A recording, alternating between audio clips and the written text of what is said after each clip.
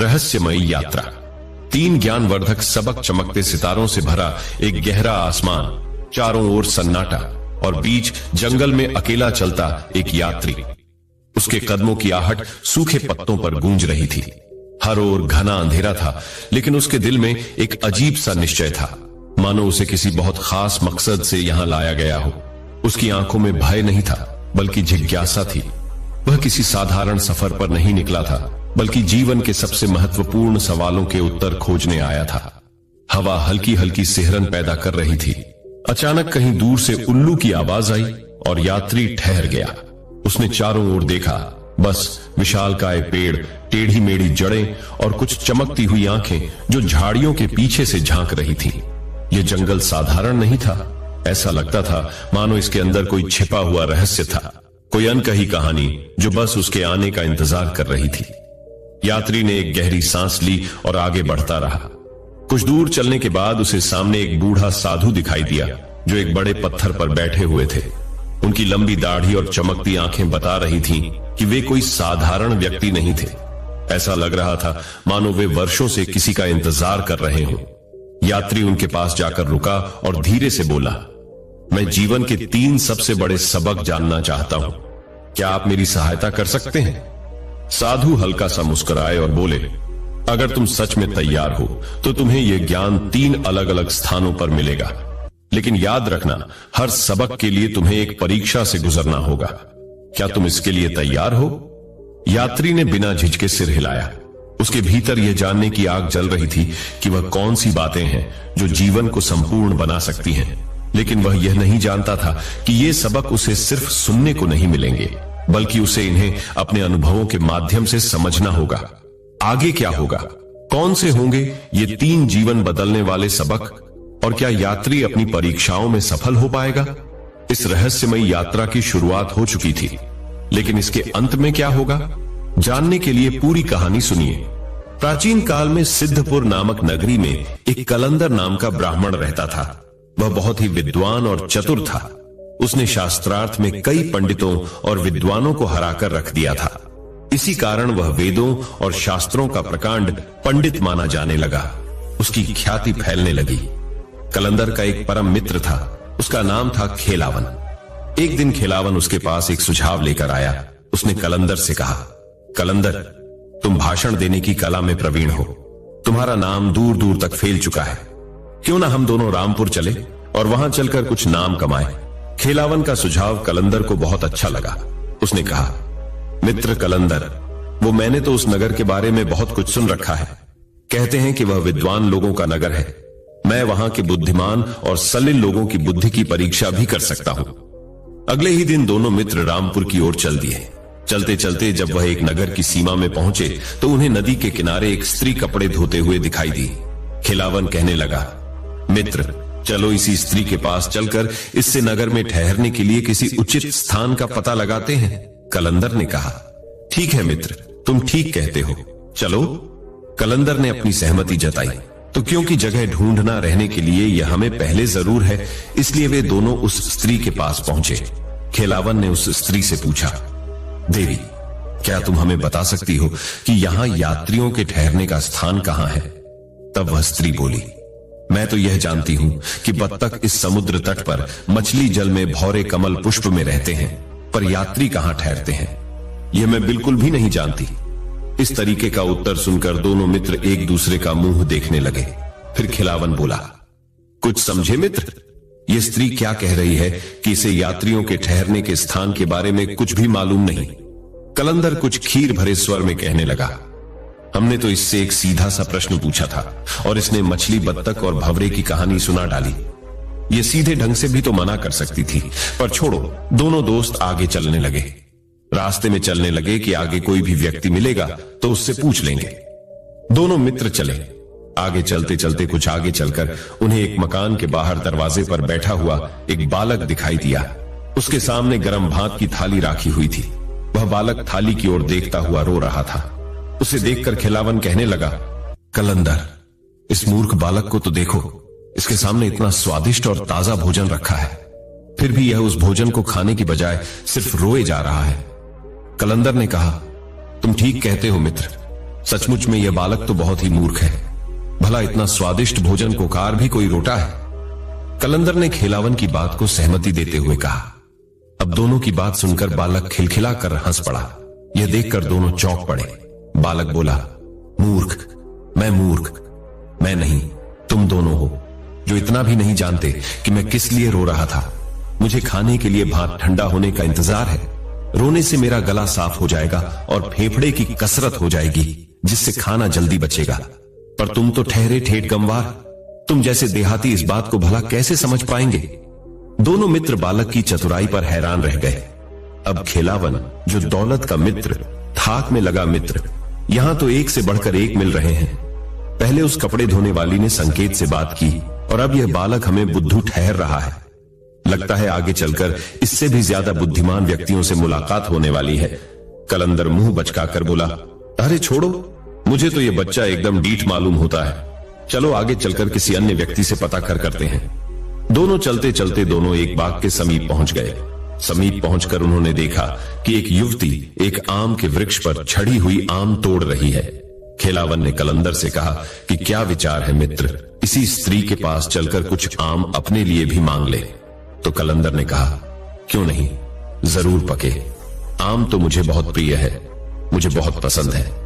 कुछ ही देर में दोनों मित्र वृक्ष के नीचे पहुंचे। वृक्ष के ऊपर छड़ी हुई युवती से कहा, सुंदरी, थोड़े से आम हमें भी दे दो। युवती ने पूछा, कैसा आम चाहिए, आप लोगों को ठंडा या गर्म? यह सुनकर दोनों एक दूसरे का मुंह देखने लगे। खेलावन ने कलंदर को टोका, उत्तर दो ना भाई, पहले कुछ गर्म आप ही दे दो। कलंदर ने युवती से कहा। युवती ने कुछ पके हुए आम नीचे फेंक दिए। कलंदर और खेलावन ने धूल में गिरे हुए आम उठाए और फूंक मारकर उनकी धूल उड़ाई और आम खाने लग गए। जब दोनों आम खा चुके तो वृक्ष पर छड़ी हुई युवती ने उससे पूछा, मैंने तुम दोनों को आम पर फूंक मारते देखा था, क्या वे सचमुच में बहुत गर्म थे? तुम चाहते तो अपनी सांस बचा सकते थे। कुछ देर बाद युवती की बात का अर्थ उन दोनों की समझ में आया। पास में ही एक सरोवर था, वह चाहते तो उन आम को जल में धोकर साफ करके खा सकते थे। इस प्रकार उन्हें ठंडा आम खाने को मिल जाते। बात का अर्थ समझ में आते ही कलंदर अपने आप पर ही लज्जित महसूस करने लगा। उसे बड़ी शर्मिंदगी हुई। जब उसने बात का अर्थ समझा तो एक प्रकार की कुंठा उसके मां में पैदा हो गई। कलंदर ने खेलावन से कहा, खेलावन, ये स्त्री अब तक मिले सभी लोगों से जो अब तक हमें मिले हैं, उन सभी से अधिक बुद्धिमान है। मैंने तो निश्चय कर लिया, भाई, मैं तो इसी से विवाह करूंगा, फिर इसे सबक सिखाऊंगा। यह सुनकर खेलावन कहने लगा, कलंदर, जहां तक इस युवती के विवाह का प्रश्न है तो मैं तुमसे सहमत हूं। ऐसी भी दूसरी युवती तुम्हारी जीवन संगिनी बने, इससे मुझे बड़ी प्रसन्नता होगी। किंतु विवाह के उपरांत तुम जो उसे सबक सीखने की बात कर रहे हो, उससे मैं तनिक भी सहमत नहीं हूं। अच्छा बताओ तो सही कि उसने क्या अपराध किया है? उसने जो तुमने उसके लिए ऐसी कड़ी सजा सोली है, उसने तो कोई अपराध मेरे दोस्त किया नहीं है उसका। तब कलंदर बोलने लगा कि उसका अपराध यही है कि उसने हमें मूर्ख समझा। उसने संकेत में बात की है। वह सीधे साधे ढंग से भी तो बता सकती थी कि पहले आम को नदी में धो लो, फिर उनका उपयोग करना। खेलावन बोला, कलंदर, तुम्हारी यह बात कुछ जमी नहीं। तुम कहते हो कि वह युवती बुद्धिमान है, तो मेरे भाई बुद्धिमान लोग तो संकेत के द्वारा ही सारी बात समझा दिया करते हैं। यह तो समझने वाले व्यक्ति पर निर्भर करता है कि वह कितना समझा है। जो समझ गया वह बुद्धिमान, और जो ना समझा उसे तो मंद बुद्धि ही कहा जाएगा। मेरे दोस्त, तुम कुछ भी समझो, मैं यह कार्य अवश्य करके रहूंगा। मैं इस युवती को अपनी हंसी उड़ाने की सजा अवश्य दूंगा। कलंदर ने जिद पकड़ ली और उसने खेलावन से कहा, जैसी तुम्हारी इच्छा। खेलावन ने भी कंधे उचकाकर कहा कि अब यह तो बताओ आगे क्या प्रोग्राम है। ठहरने के स्थान के बाद में प्रबंध कर लेंगे, पहले तुम एक काम करो, इस युवती के घर का पता लगा। कलंदर ने अपने मित्र खेलावन से कहा, इस स्त्री के पीछे पीछे जाकर उसके घर का पता मालूम करो। घर का पता चल गया तो मैं कोई ना कोई उपाय सोच लूंगा। इससे विवाह करने का तो खेलावन ने कहा, ठीक है, तुम मेरी यही प्रतीक्षा करना। मैं इस स्त्री का पता मालूम करके धर लौटूंगा। उस स्त्री ने अब तक बहुत से आम तोड़ लिए थे। उसने वे आम एक टोकरी में इकट्ठे किया और निश्चित भाव से अपने घर की ओर चल पड़ी। कुछ पीछे रहकर खेलावन भी उसके पीछे चल पड़ा। 1 घंटे बाद खेलावन वापस लौटा। उसने कलंदर के पास पहुंचकर उसे बताया कि वह युवती एक ब्राह्मण की बेटी है। यहां से कुछ दूर पर उसका मकान है। मैं भले प्रकार से उसका मकान देखकर आया। बड़े ही सज्जन लोग हैं, बड़ी अच्छी लड़की है, उसका पिता भी बहुत अच्छा है। अब रात उन दोनों ने एक सराय में बिताए। वहां उन्होंने ब्राह्मण का भेष धारण किया और उस ब्राह्मण के घर की ओर चल पड़े। दोनों उस ब्राह्मण के घर के बाहर पहुंचे और उसके दरवाजे से कुछ हटकर बैठ गए। वहां उन्होंने जोर जोर से वेद के श्लोक का उच्चारण करना आरंभ कर दिया। कुछ देर बाद उस युवती का पिता घर से बाहर निकाला और उन दोनों की ओर देखते हुए मन ही मन सोचने लगा, यह दोनों तो बहुत विद्वान ब्राह्मण लगते हैं, इन्हें अपने घर पर आमंत्रित करना चाहिए। ऐसा सोचकर वह कलंदर और खेलावन के पास पहुंचे और उसने पूछा, महाशय, आप इस नगर के रहने वाले तो नहीं लगते, कहां से पधारे? आप दोनों कलंदर ने भी बड़ी शालीनता से उत्तर दिया कि हम दोनों मायापुरी नगर से आए हैं। हमारा यहाँ का उद्देश्य प्राचीन विद्या का अध्ययन करना है। तब वह बेटी का पिता कहने लगा, मायापुरी तो बहुत दूर है, इतनी दूरी तय करने में तो आपको बहुत कष्ट हुआ होगा। तब उनसे सहानुभूति दिखाते हुए उस लड़की के पिता ने बोला, कुछ विशेष कष्ट नहीं हुआ। इस बार खिलावन ने उत्तर दिया, और फिर कुछ प्राप्त करने के लिए तो कुछ त्याग या कष्ट उठाना ही पड़ता है। विप्र वो उसको उत्तर दिया। उसके उत्तर से प्रभावित होकर लड़की का पिता बोला, अगर आपको बुरा ना लगे तो एक बात कहूं। वो दोनों बोले, जी कहिए। वर्षा काल आरंभ हो चुका है। मेरा आपसे निम्न निवेदन है कि इस वर्षा काल के 4 महीने आप मेरे घर अतिथि बनकर व्यतीत करें। अंधा क्या चाहे 2 आंखें। कलंदर तो यही चाहता था, किंतु उसने लड़की के पिता पर जाहिर नहीं होने दिया। उसने कहा, महाशय, हम आपके यहां केवल एक शर्त पर ठहर सकते हैं, और वह शर्त यह है कि 4 महीने बीतने पर हम जो वास्तु आपसे मांगेंगे वह आपको हमें देनी पड़ेगी। तब लड़की का पिता बोला, क्यों नहीं, अवश्य दूंगा। जो कुछ देने योग्य हुआ तो उसे मैं आपको उपहार स्वरूप अवश्य भेंट कर दूंगा। इस प्रकार कलंदर और खिलावन उस लड़की के पिता के घर में रहने लगे। दोनों कई बार लड़की के पिता और कन्या से मिलते, किंतु बदले हुए भेष में वह कन्या उन्हें पहचान न सकी। पिता की आज्ञा अनुसार यथासंभव उन दोनों की सेवा करती रही। कन्या बहुत बुद्धिमान थी, पूजा भाव रखती थी, आतिथ्य सत्कार करती थी। इस प्रकार बेटी के पिता के घर में रहते हुए जब 4 महीने का समय बीत गया तो एक दिन कलंदर ने कहा, महाशय, आपके यहाँ रहते हुए 4 महीने का समय बीत गया है। इस बीच आपने और आपकी कन्या ने हमारी बहुत सेवा सत्कार किया है। उसके लिए हम आपका आभार प्रकट करते हैं, और अब हमें जाने की आज्ञा दीजिए। यह सुनकर लड़की के पिता का चेहरा उतर गया। वह बोला, कलंदर, सच कहता हूं, तुम दोनों मुझे बहुत ही भले व्यक्ति लगे हो। तुम्हारे साथ रहकर मुझे भी आनंद प्राप्त होता है। तुम्हें विदा करने की तो मेरा मन ही नहीं चाहता, किंतु तुम्हारे पठन पाठन में कोई व्यवधान ना पड़े, कोई रुकावट ना आए, इसलिए अब और ज्यादा दिन ठहरने का मैं तुमसे आग्रह भी नहीं कर सकता। जब विदा होने लगे तो उससे पहले ही उसने आपको कुछ याद दिलाना चाहता हूं। कलंदर ने निसंकोच बेटी के पिता से जाहिर करते हुए कहा। उससे बेटी के पिता ने कहा कि मैं समझ गया ब्राह्मण, मैंने तुम्हें मोह मांगा, उपहार स्वरूप कुछ देने के लिए वचन दिया था, तो मांगो। कलंदर जो कुछ देने योग्य होगा तो मैं तुम्हें अवश्य दूंगा। लड़की के पिता से कलंदर ने कहा, अपनी पुत्री का विवाह मेरे साथ कर दीजिए। कलंदर ने बिना किसी लाग लपेट के अपनी मांग प्रस्तुत कर दी। अब लड़की का पिता उसकी मांग सुनकर हैरान रह गया। कुछ पल के लिए उसने अपने मन में विचार किया कि यह ब्राह्मण कुमार है तो योग्य है, विद्वान भी है, इसके साथ मेरी बेटी सुखी रहेगी और इसकी मांग भी जायज है, उसको ठुकराना उचित नहीं है। ऐसा विचार करके उसने कलंदर की मांग स्वीकार कर ली और अपनी बेटी का विवाह उसके साथ कर दिया। विवाह के उपरांत जब पति पत्नी एकांत में मिले तो कलंदर ने अपनी पत्नी से कहा, तुमने मुझे पहचाना? वह बोली, नहीं, मैंने तो नहीं पहचाना। तो कलंदर कहा कि चलो मैं ही तुम्हें याद दिल दूं। मैं वही हूं जो ठंडा गर्म आम वाला जिसे तुमने उस दिन मूर्ख बनाया था। कलंदर की बात सुनकर उसकी पत्नी मुस्कुराकर बोली, शहरी बुद्धि को समझने में देहाती गवार को थोड़ी देर लगती है। पत्नी के मुंह से अपने प्रति किया गया इस बैंक को सुनकर कलंदर का चेहरा क्रोध से लाल हो उठा। वह भड़क कर बोला, तुम स्वयं को बहुत विद्वान समझती हो ना? अब देखना, मैं देहाती गवार तुम्हें हमेशा के लिए छोड़कर यहां से बहुत दूर चला जाऊंगा और तुम शहरी बुद्धि जीवन भर यह खींचती हुई रह जाओगी। कलंदर की धमकी को सुनकर उसकी पत्नी के चेहरे पर किसी भी प्रकार के कोई भी डर या उदासी के लक्षण प्रकट नहीं हुए। उसके विपरीत वह चुनौती भरे स्वर में बोली, बेशक चले जाना, लेकिन मेरा दावा है कि लौटकर फिर मेरे पास आओगे, और वह भी मेरे बच्चे के पिता बनकर। तब कलंदर ने कहा, हरिओम मूर्ख स्त्री, जब मैं तुम्हारे साथ मिलन ही नहीं करूंगा तो मेरा बच्चा कैसे पैदा हो जाएगा? तुम एक महाभट्ट और बड़बोली स्त्री हो, इसके अतिरिक्त और कुछ भी नहीं। मैं भी देखा हूं कि तुम कैसे अपना कथन पूरा कर पाती हो। इस वाद विवाद में दोनों पति पत्नी सो गए। रात्रि के अंतिम पहर में कलंदर धीरे से उठा और जेब से अपनी अंगूठी निकाल, जी पर उसका नाम गुड़ा हुआ था, उसने धीरे से पत्नी की उंगली में पहना दी। फिर वह दबे पांव घर से बाहर निकल गया। योजना अनुसार खिलावन वहां पहले से ही उसका इंतजार कर रहा था। दोनों तेजी से उज्जैन की ओर चल पड़े। अगली सुबह जब कलंदर की पत्नी जागी तो उसने अपने पति को बिसर से गायब पाया। उसने घर के दूसरे घरों में उसकी तलाश की, लेकिन जब वह उसे कहानी दिखाई नहीं दिया तो वह समझ गई कि उसके पति ने अपनी धमकी पूरी कर ली है, वह उसे छोड़कर चला गया है। तब वह बहुत बेचैन होती है और अपना माथा पकड़कर बैठ गई और विचार करने लगी कि किस प्रकार अपने पति को वापस लाया जाए।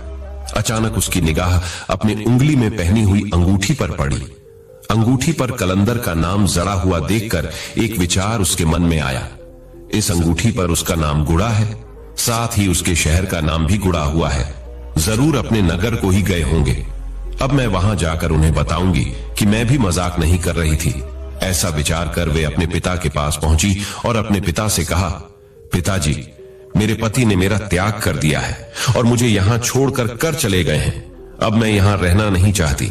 मैं तीर्थ यात्रा पर जाना चाहती हूं ताकि इस दुखद घटना को भूल सकूं। पिता अपनी बेटी की मानसिक व्यथा को समझ गए। उसके पास ना तो धन की कोई कमी थी और ना ही उसके कोई नौकर चाकर की कमी थी। आठ उसने अपनी बेटी को पर्याप्त धन देकर उसे जाने की आज्ञा प्रदान कर दी। कलंदर की पत्नी काफी मात्रा में धन और सेवक सेविकाओं के साथ एक डोली में बैठकर उज्जैन की ओर चल पड़ी। रास्ते में एक नगर रुककर उसने नृत्य किया। जिस प्रकार की पोशाकें पहनती हैं, उस प्रकार की अनेक पोशाक खरीद ली। राजकुमारी की पोशाक से सुजीत शासक और खूब ठाठ बांट से सिद्धपुर जा पहुंची। उसका ऐसा ठाठ बांट देखकर नगरवासी उसे कोई राजकुमारी समझ बैठे। नगर में पहुंचकर उसने नगर से बाहर अपना शिविर लगाया। उसने सेवक और सेविकाओं को आदेश दे दिया कि वह नगर में घूम घूम कर उसके सौंदर्य की प्रशंसा करें, उसकी बहुत तारीफ करें। उज्जैन की गली मोहल्ले में घूम घूम कर उसके सौंदर्य की तारीफ करते हुए नहीं थकते थे। कलंदर की पत्नी के रूप की प्रशंसा सुनकर एक दिन सबसे मशहूर नर्तकी देवदत्ता नाम की नर्तकी उसके पास आई और उससे पूछा कि आप कहां की रहने वाली हैं? तो बहन, तुम्हारा नाम क्या है और किस नगर से तुम लोग आए हो? तब उसने कहा कि मेरा नाम सुमंगला है। कलंदर की पत्नी ने अपना नाम बताया और बोली कि मैं कामरूप नगर से यहां आई हूं। मैंने अपने नगर में सिद्धपुर की महान संस्कृति की चर्चा सुनी थी। इसको जानने के लिए मैं यहां आई हूं। ये तो तुमने बहुत अच्छा किया। मैंने तुम्हारे नृत्य की बहुत तारीफ सुनी है, इसलिए तुमसे मिलने यहां चली आई हूं। मेरा नाम देवदत्ता है, मैं भी एक नृत्य की हूं। देवदत्ता ने स्वयं ही अपना परिचय दे डाला। कलंदर की पत्नी ने देवदत्ता का स्वागत किया। वह अपने कक्ष में ले गई और बहुत सम्मान दिया। देवदत्ता उसके व्यवहार से बाहर खुश हुई। उसने सुमंगला से, बहन, यहां शिविर में रहना ठीक नहीं लगता। तुम चाहे तो मैं तुम्हारे अनुरूप तुम्हारे ठहरने के लिए किसी अच्छे आवास की व्यवस्था कर सकती हूं। सुमंगल ने उसका प्रस्ताव स्वीकार कर लिया। तब देवदत्ता उसे अपने साथ ले गई और अपना एक शानदार महल उसे रहने के लिए दे दिया। सुमंगला की स्मता और सुंदरता की चर्चा खेलावन के कानों में भी पहुंची। अब वह उससे मिलने के लिए आतुर हो उठा। अब उसने अपने एक दोस्त को कीमती उपहार देकर सुमंगला के पास भेजा, जिससे कि वह सुमंगला से मिलने की अनुमति प्राप्त कर सके। दोस्त सुमंगला के पास पहुंचा। उसने सुमंगला से कहा, देवी, मेरे स्वामी ने आपको नमस्कार कहा है और ये उपहार भी भेजे हैं। सुमंगला बोली, अपने स्वामी से जाकर कह दो कि मैं उपहार को अधिक महत्व नहीं देती हूं। उनको नमस्कार के लिए धन्यवाद कहना और यह भी कहना वह स्वयं यहां आकर मुझे दर्शन दे दे तो ज्यादा अच्छा रहेगा। दूत ने खिलावन के पास लौटकर सारी बातें बता दी। तब जो खिलावन था उसने रात के समय उत्तम वस्त्र धारण कर सुमंगला से मिलने के लिए चल पड़ा। जब वह महल के पहले दरवाजे पर पहुंच तो एक महिला द्वारपाल ने उसे अंदर जाने से रोक दिया। उसने कहा, महाशय, अपने घर पर स्नान किया होगा, पर अंदर आप तभी प्रवेश कर सकते हैं जब आपको फिर से स्नान करना पड़ेगा, अन्यथा आप अंदर नहीं जा सकते। अजीब नियम है, खिलावन ने सोचा, लेकिन चूंकि वह सुमंगला से मिलना चाहता था, आत उसने स्नान करना स्वीकार कर लिया। सेविका उसे एक स्नान गृह में ले गई। वहां दूसरी महिला सेविकाओं ने उसकी सेवा की। खिलावन ने जब तक स्नान पूरा किया तब तक रात का एक पहर बीत गया। बंद स्वर कर खिलावन दूसरे द्वार पर पहुंचा। वहां एक अन्य सेविका ने उसे अंदर जान से रोक दिया। वह बोली, ठहरी महाशय, हमारी जो मालकिन है उसके पास आप तभी जा सकते हैं जब आपने विशेष तरह के कपड़े पहने हुए हो। कृपया पीछे वाले कक्षा में एक बार फिर से जाइए और विशेष पोशाक पहनकर आइए। खिलावन फिर वापस स्नान कक्ष में लौट आया और सेविकाओं ने उसे विशेष पोशाक पहना दी। इस प्रक्रिया में रात का दूसरा पर भी बीत गया। तीसरे द्वारा पर उसे स्वादिष्ट भोजन करने के लिए कहा गया। इसे खिलावन को और भी देर हो गई और रात का तीसरा पहर भी समाप्त हो गया। जब खिलावन सुमंगला से मिलने उसके निजी कक्षा में जान वाले चौथ और आखिरी द्वारा पर पहुंच तो महिला द्वारपाल ने उसे रूखेपन से रोक दिया। बोली, एक सज्जन आदमी होकर आप एक स्त्री से रात के इस पहर में मिलना चाहते हैं, चले जाइए महाशय, वरना आप अपने सर पर मुसीबत मोह ले लेंगे। उदास खिलावन घर लौट आया। बिस्तर पर लेटकर वे सोचने लगा, लगता है देवी सुमंगला को धूर्त बुद्धि का वरदान प्राप्त है, तभी तो उसने इतनी चतुराई से मुझे वापस लौटा दिया। यही सोचता हुआ वह सो गया। अगले दिन उसने अपने मित्र कलंदर को यह सारी घटना सुनाई।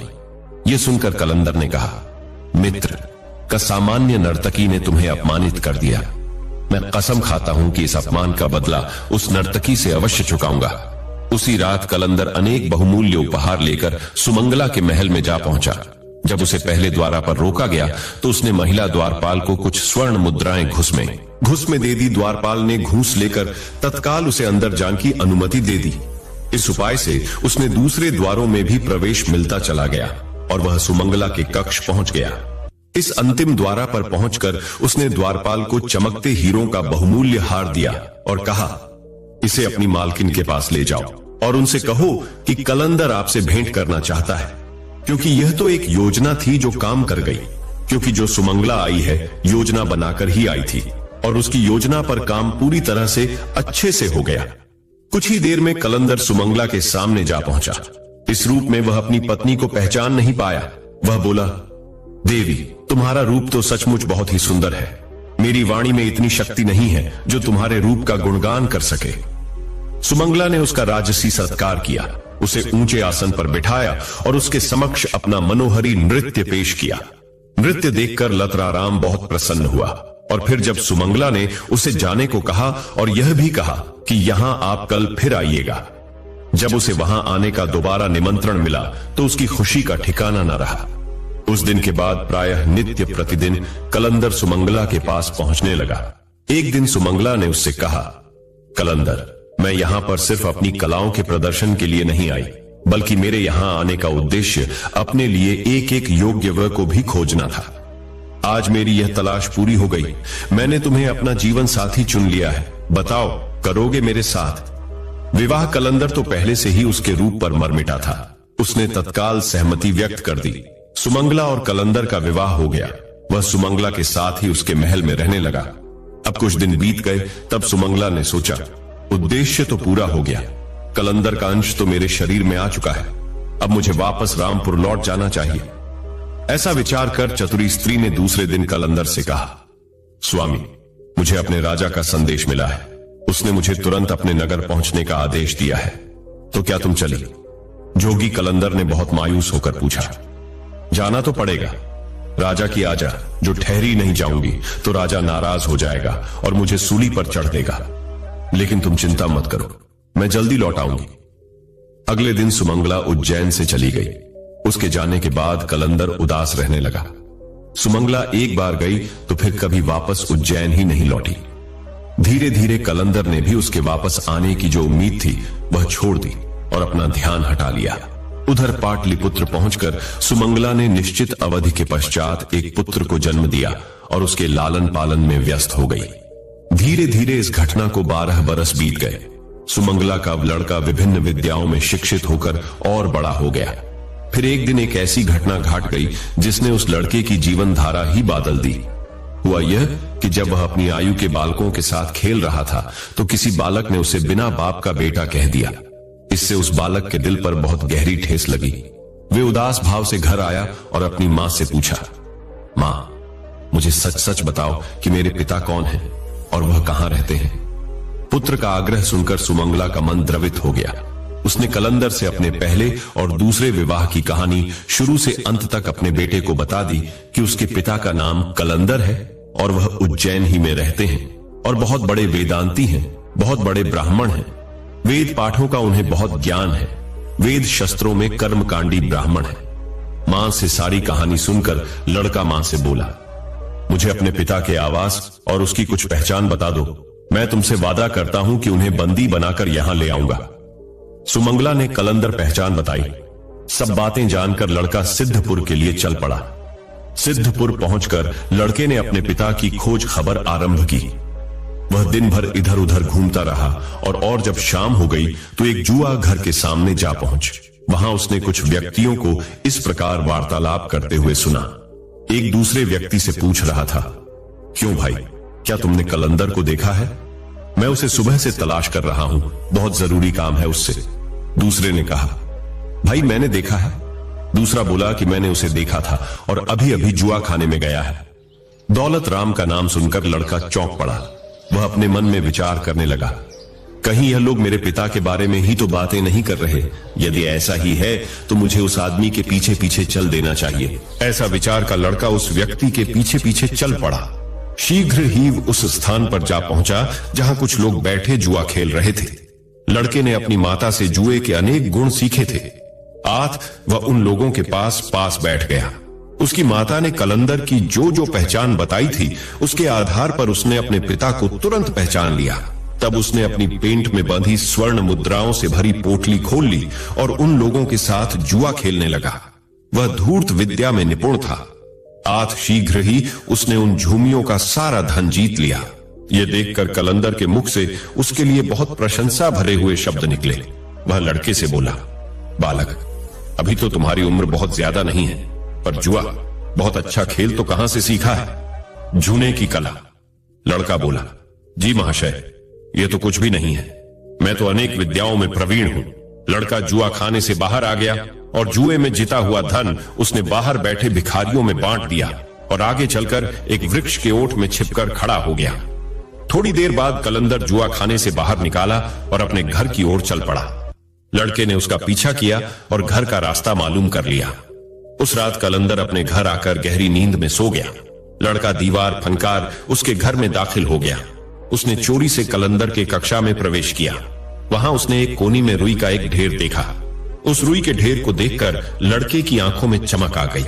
वह बहुत खुश हुआ। उसने ढेर सारी रुई कलंदर के पलंग के पास बढ़ा दी और फिर धीरे से अपने पिता को अपनी बाहों में भरकर उस रुई के ढेर पर सुला दिया।